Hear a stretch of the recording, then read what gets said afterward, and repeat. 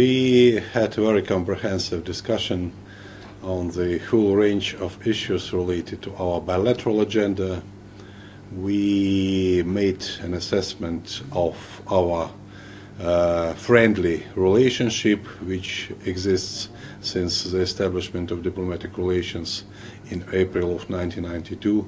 India was among first countries recognizing independence of Belarus.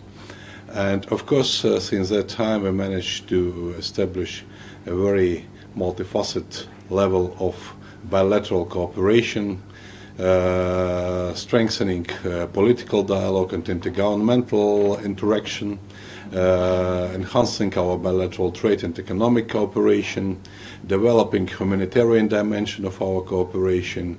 Here, of course, we are paying lots of attention to science and technological cooperation, education, tourism, culture.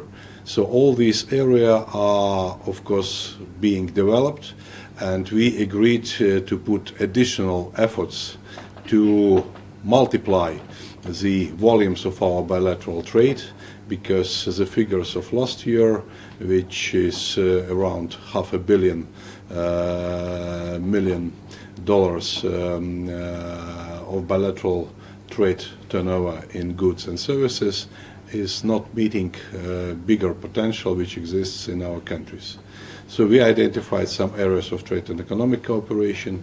We agreed to further strengthen our bilateral legal framework, because so far we have 28 bilateral agreements which have been signed between our two countries over the last 30 years. So we have 5 to 7 additional agreements in the pipeline, and we agreed to finalize it in the course of this year and to sign it accordingly.